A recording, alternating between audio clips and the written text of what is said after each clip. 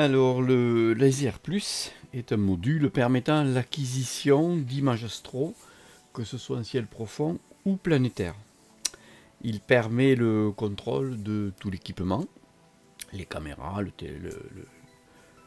télescope, etc. Et il fonctionne en mode Wi-Fi. Il est donc, je dirais, orienté au mode nomade.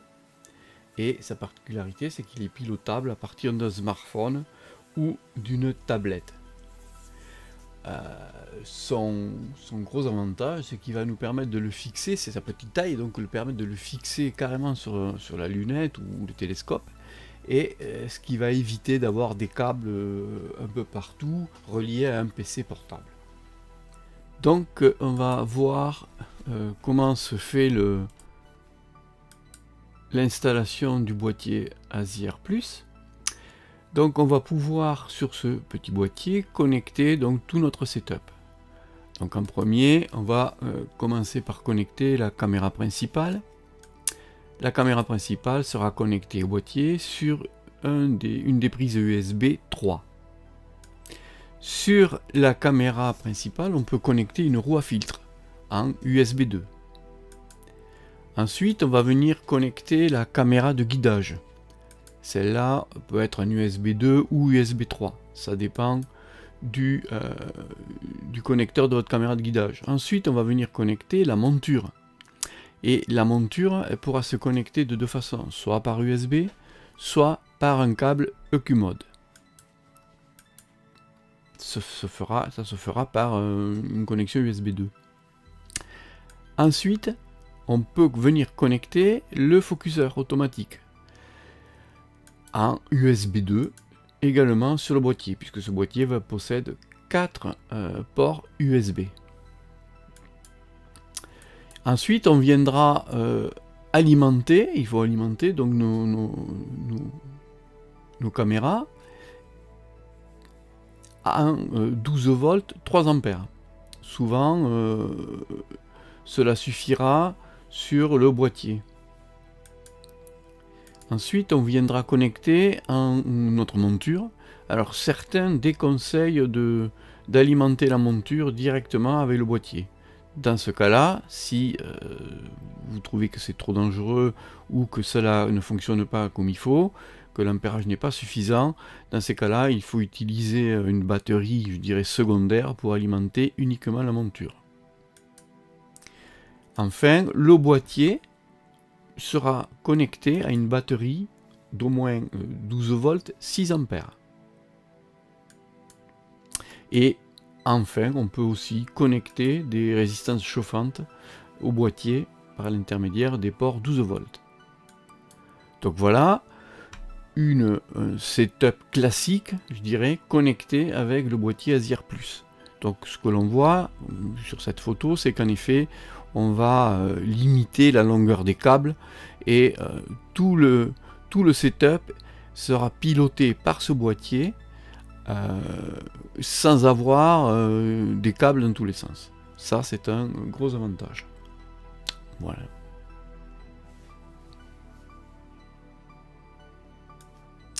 Alors l'installation de l'application pour piloter l'ASIR se fera à partir donc de Google Play. On cherche la fonction ASIR Plus et on installe ça sur notre tablette ou sur notre smartphone. Voilà, nous sommes donc maintenant sur notre tablette et on a installé l'application ASIR.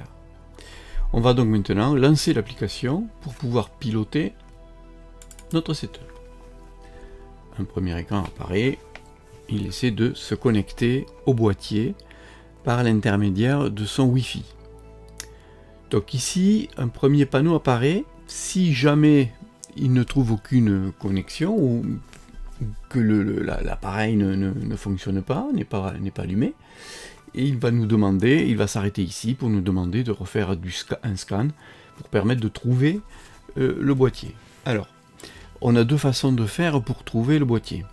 Soit donc on va utiliser le Wi-Fi de l'ASIR, qui est représenté ici. Il nous dit qu'en effet, l'ASIR, dès qu'il va être en route, va générer un nom de réseau, ASIR underscore, un numéro propre au boîtier. Si on veut utiliser donc cette connexion Wi-Fi au boîtier, dans ces cas-là, sur notre tablette, on ira dans les paramètres réseau pour se connecter à ce réseau, et il nous dit que le mot de passe est 1, 2, 3, 4, 5, 6, 7, 8. Une autre façon de se connecter au boîtier, c'est d'utiliser ce qu'on appelle le mode station, mode STA. Donc dans ce cas-là, on va utiliser notre réseau domestique pour connecter le boîtier. Donc ça, c'est si par exemple on a un réseau Wi-Fi assez puissant pour pouvoir piloter le module à 10-15 mètres de l'endroit où on aura notre tablette. Alors ça peut être commode en effet si on veut rester au chaud et l'hiver tout en pilotant notre système. Mais les deux façons de se connecter fonctionnent très bien. Donc ici, je vais allumer le boîtier. Et dans mon cas, bon, je suis connecté en mode station hein, pour la démonstration. Et donc normalement, une fois que le boîtier a démarré, il faut entre 1 et 2 minutes, il va nous dire que on est presque connecté. Normalement, lorsque le boîtier démarre correctement, on a une LED qui clignote en vert avec une petite sonnerie qui nous indique qu'en effet il peut se connecter. Donc là je vais faire un scan.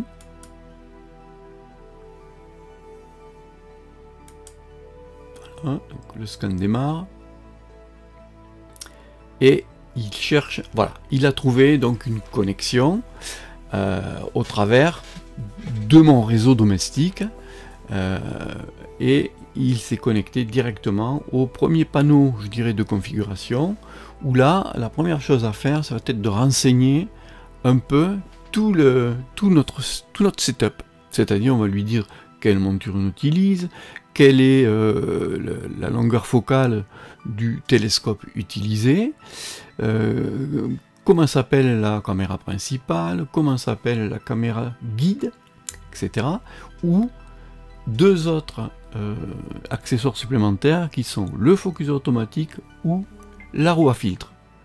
Donc ici, il suffit en fait de cliquer sur les list box et il nous dira en fait quel est le choix de la monture que vous devez faire.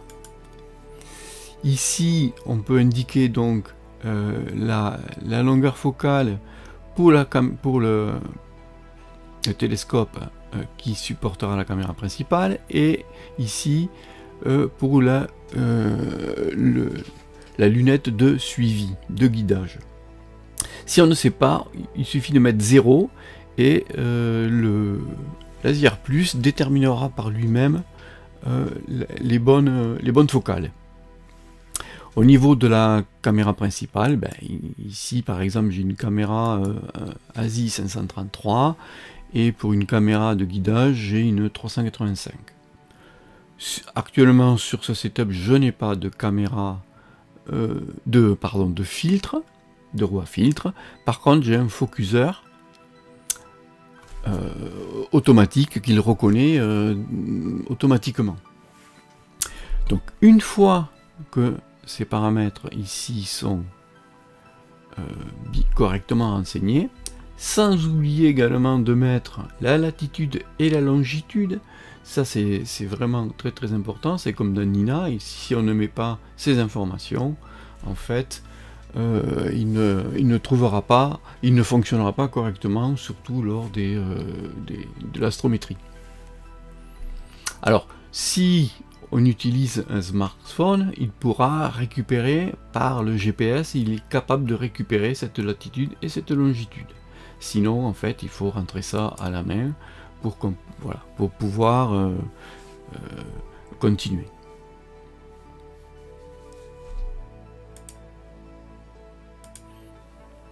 Donc là, on fait une entrée et on va tomber sur cet affichage. Donc ça, ici, ah bon, il me précise en effet sur cette démo, je n'ai pas de monture connectée, donc il me dit en effet que je n'ai pas la monture connectée. Donc, C'est à partir de cet écran ici qu'on va pouvoir, avec les icônes qui sont ici, on va paramétrer, je dirais, tout notre setup. Donc déjà sur ce premier icône ici, il nous dit sur les deux possibilités de connexion. Hein. Donc là actuellement je suis sur une connexion de mon réseau. Et en fait, il va m'indiquer également, ah oui, ici j'ai une correction, une reconnexion automatique. Hein. Des fois il perd la connexion. Hein. Si je suis trop loin du boîtier, il peut perdre la connexion. C'est un des inconvénients, je dirais, de la SR+, c'est que il est possible qu'on ait une connexion Wi-Fi un peu instable. C'est pas systématique, mais ça peut arriver. Donc sur cet écran, sur le premier icône ici, on va avoir plusieurs informations. Donc on va avoir des informations, déjà on va savoir sur quel Wi-Fi il est connecté.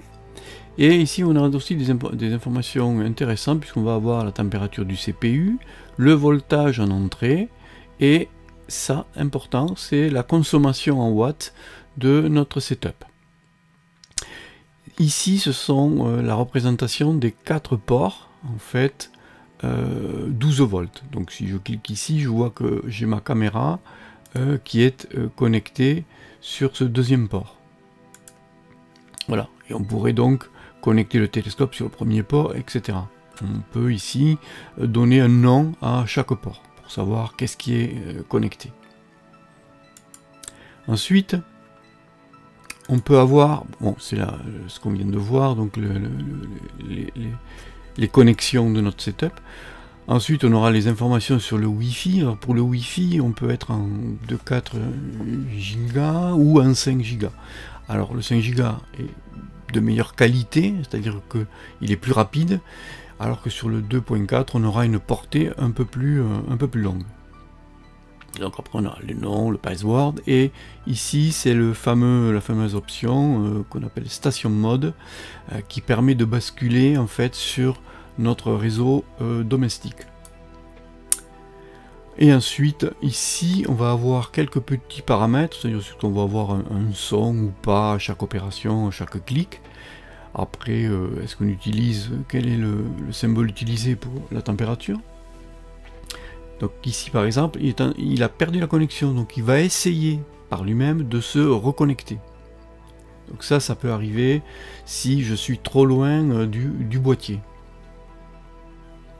Donc il suffit, dans ce cas-là, de sélectionner en fait de nouveau et il va retenter de se connecter.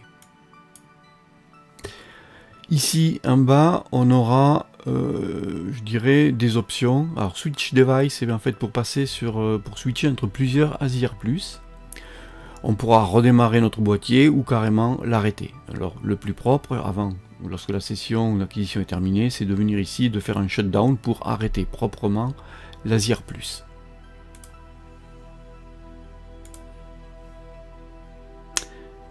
Donc maintenant, on peut passer au deuxième icône qui est la caméra principale. Donc la caméra principale, on a tous les paramètres, je dirais, les plus importants qui sont nécessaires. Donc on va indiquer la focale. Ensuite, on va pouvoir lui préciser à quel gain doit travailler la caméra. On va ici indiquer également à quelle température on veut que la caméra fonctionne. Et ici, on peut lui donner, customiser le nom du fichier, un peu comme dans Nina, mais peut-être avec moins de paramètres. Et ensuite, on va avoir des paramètres avancés pour au niveau de la capture et du loading de l'image. Il va déjà faire quelques opérations pour qu'on ait une image propre. Donc, et ici, oui, ici continue preview, c'est-à-dire qu'ici, c'est par exemple, il va prendre des images en continu. Donc voilà pour la caméra principale. Ensuite, ici, on va avoir tout ce qui concerne la caméra pour le guidage. Donc, ça ressemble beaucoup au paramétrage de PHD2. Donc, on va donner ici encore une fois le gain pour la caméra. Et ici, on va donner des informations pour la calibration, le max DEC duration, max RA duration. Donc ça, on le verra dans une autre vidéo. Qu'est-ce qu'on doit mettre ici? Ensuite, auto restore calibration, ça c'est important. Et je pense qu'il ne faut pas l'activer, puisqu'à chaque démarrage de session, il vaut mieux que le guidage refasse sa calibration. Mais en cochant ici cette option, dans ces cas-là, il tiendra compte de la calibration précédente. Ensuite, on va avoir d'autres paramètres ici. Donc on verra tous ces paramètres lors de la vidéo qui portera sur le guidage. Et ensuite on a aussi des settings pour le dithering.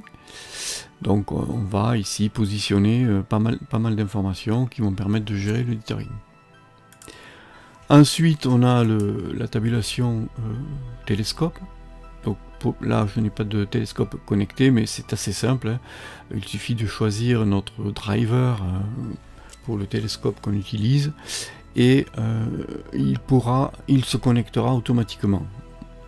Juste une information, il faudra activer le mode sidéral avant de démarrer une session.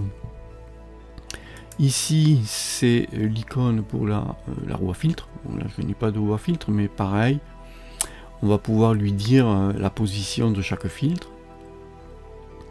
Ici c'est le focuseur automatique.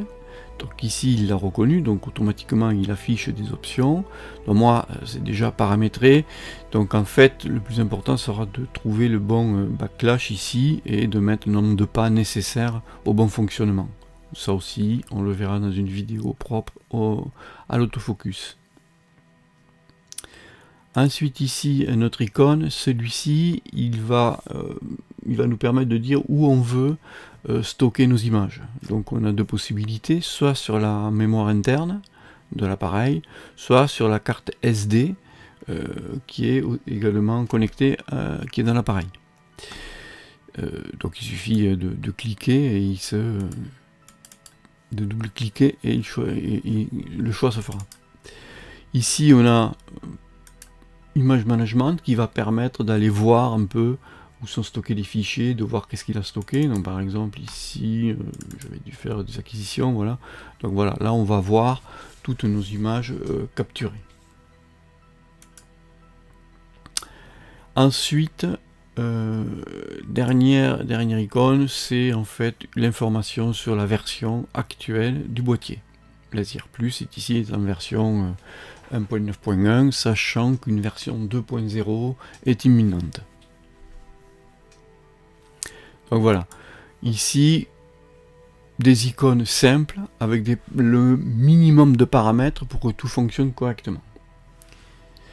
Voilà, au niveau du paramétrage et de l'installation, c'est uniquement ces icônes qui doivent être balayées et où l'on doit fixer chaque paramètre. Ensuite, si on regarde ici, ça c'est le panneau du guidage. Donc le guidage est assez simple. Il suffira de suivre en fait le workflow qui est indiqué ici et le guidage se mettra en marche. Ça aussi, on le verra dans une vidéo dédiée. Voilà, donc là, c'est uniquement le paramétrage. On verra dans une autre vidéo l'ensemble des fonctionnalités de Laser Plus. Donc en conclusion, ce qu'on peut dire, c'est qu'en ce qui concerne l'installation et la configuration, Laser Plus marque un point, car pour le débutant, ça sera très facile de mettre en œuvre une première session d'astrophoto. Alors, l'inconvénient majeur, c'est que Laser n'est compatible qu'avec des produits ZWO. Donc, par exemple, il ne sera pas possible d'utiliser une caméra QHY, ni une roue à filtre.